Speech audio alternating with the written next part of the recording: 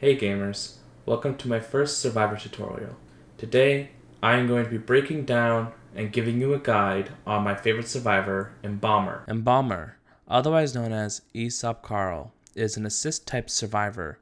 Aesop was my first survivor main before I got serious into playing Identity V, and so Aesop Carl has a very special place in my heart. It is my privilege to explain to you, the viewer, how to play him, as he deserves to be played at his best potential. Without further ado, let's get into the abilities of Aesop Carl, also known as the Embalmer. Ho ho ho! Look at that big block of text.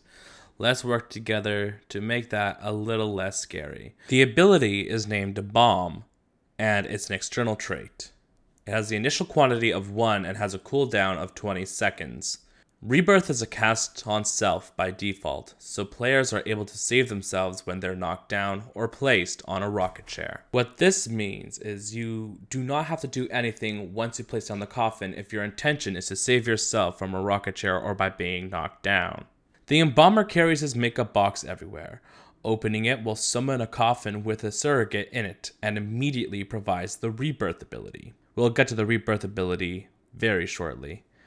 When a player with the Rebirth ability is knocked down or placed on a rocket chair, the Embalmer will have 3 seconds to make a choice. Selecting Rebirth Now will immediately cause the player to enter the rebirth process. Selecting Cancel Rebirth will stop the player from entering the rebirth process while retaining the effects in the current coffin. Where the no selection is made, the rebirth process will start by default.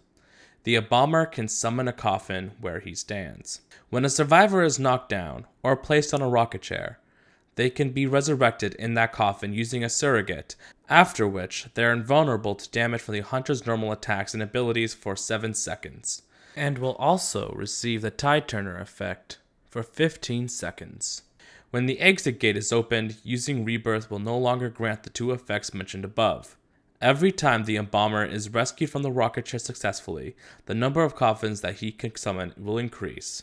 But an Embalmer can only summon and use 1 coffin at a time. And we are going to ignore the Duo Hunters mode in this video, as my content is more geared towards just normal gameplay, as well as ranked. So what does Embalm do for you?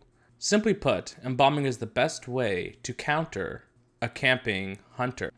Not only that, but by having yourself embalmed, you can kite the killer for a very long time, allowing your teammates to have precious time to finish ciphers, heal themselves, and otherwise finish other objectives to help you later in the late stage game, without the added stress on your teammates or having to save you from the chair if that time were to come. Allowing the rest of your team to continue being efficient and getting ciphers, healing, and other objectives complete.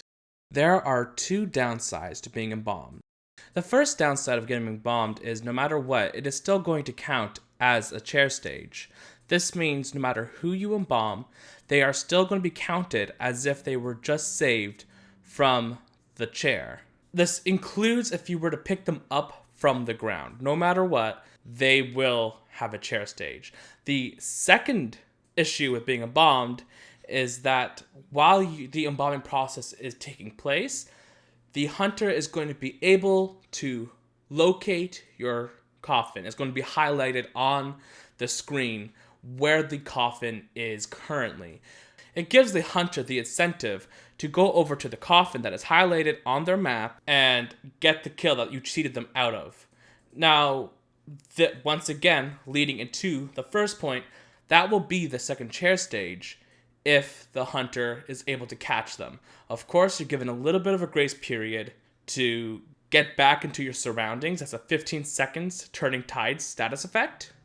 However, regardless, it is detrimental if you are found or your ally is found during that embalming stage. So make sure when you are embalming, you are a considerable distance away from the coffin. The next trait is a trait that I feel like has been brought up on the previous trait, Embalm. However, this trait is called Artist. It's an external trait. The Embalmer can record and copy the appearance of survivors onto surrogates. The survivor whose appearance was copied will receive the Rebirth ability. Once the Embalmer finishes copying their appearance, he will lose his own Rebirth. What this essentially means is that when you see a another character in game, another survivor in game, you will record their appearance, and as soon as you bring up your coffin, you will be able to mark their appearance onto the coffin, allowing them to rebirth. However, you sacrifice your own rebirth by doing so. The next trait that he has is Unconcerned. It reads, the time that the Embalmer can persist for when wrapped up in a cocoon or placed on a rocket chair is increased by 10%. The Embalmer cannot embalm survivors who have lost mobility, who have been placed on a rocket chair several times, or who have been placed on a rocket chair for a long time. So what this means is that he's going to last 10% longer on rocket chairs. Now, the downside to this ability is that he's not going to be able to embalm or save people through the coffin who have lost mobility, so people who have been knocked down to their most injured state, who have been placed on a rocket chair several times, otherwise known as being on their final chair stage, and who have been placed on a rocket chair for a long time. So that once again means if they have made it to the second chair stage, they're not going to be able to be embalmed again, as there is no third chair stage, it's death. His last ability is Anxious, another external trait. Extremely sensitive to the presence of others, he is able to detect the presence of all survivors at the beginning of the game for 15 seconds. While deciphering with other survivors, his own deciphering speed is decreased by 15%.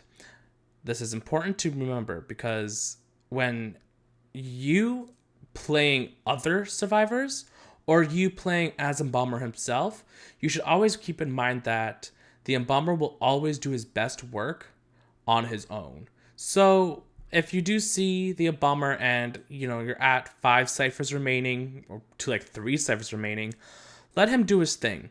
You will provide more for your team if you find a cipher aside from the Embalmer.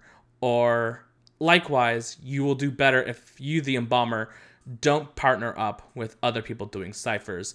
Unless, once again, there's too little ciphers to go through, in which case teaming up despite the speed decrease would still be better for your team. Let's go over the pros and cons of playing the Embalmer. The pros are, you are able to save chair survivors from camping hunters easily, you are able to last longer while being chaired, you are able to kite the killer, depending on your own skill level, without consequences most of the time. You are able to do risky plays, such as unchairing a camp survivor, without many consequence. And since the Embalmer canonically is 21 years old, he is able to be served by the barmaid.